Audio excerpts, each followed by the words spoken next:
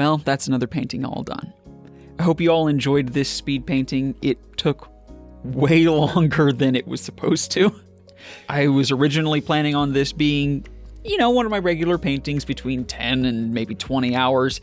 I ended up getting sucked into all the details along the way, and just, while it took way more work than I was expecting, I'm incredibly happy with where we ended up. This is really an amazing painting, and I'm so happy with it. But definitely let me know what all of you think down in the comments, that's for sure.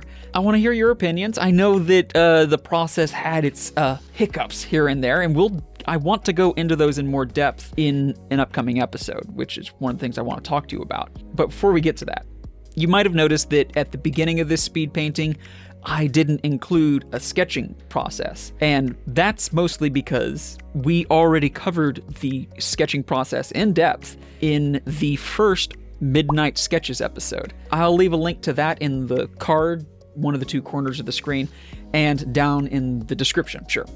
And yeah, if you're interested in checking out the sketching process in full depth, because we really took a deep dive into it, be sure to check out that video. Now, that sketching video was a much more in-depth look at my process. I included my mistakes, and even though it wasn't a real-time video, we still sped things up along the way. We covered all of the important steps throughout the process.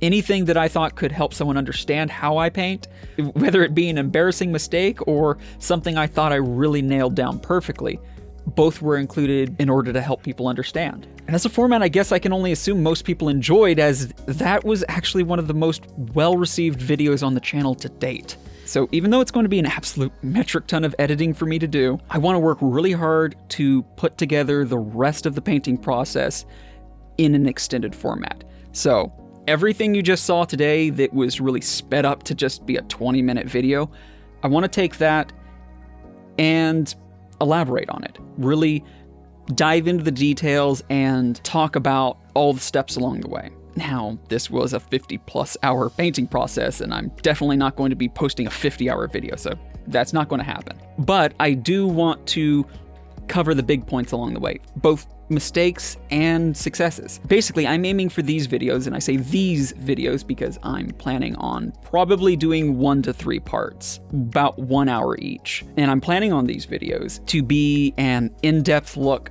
behind the curtain, to really take a hard look at the nitty-gritty of the painting process. And just like when we did that Midnight Sketches episode when we first sketched this character, I won't shy away from the mistakes. Instead, we'll use them as a learning opportunity to talk about how things could be improved, where I might have gone wrong in some places and I probably should have caught it earlier, or places that I got things right.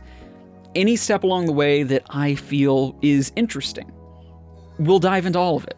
And in that spirit of doing a deep dive into the painting process, if any of you have questions about this painting, make sure you put them down in the comment section of this video. That way I'll have a better idea of what parts of the painting process all of you are curious about. And if the questions work well, I'll try to put them into the video itself. But that is going to be all for today. As always, thank you all so much for joining me today for this artistic journey. And I hope to see you all next time when we will be diving into this painting in a lot more depth.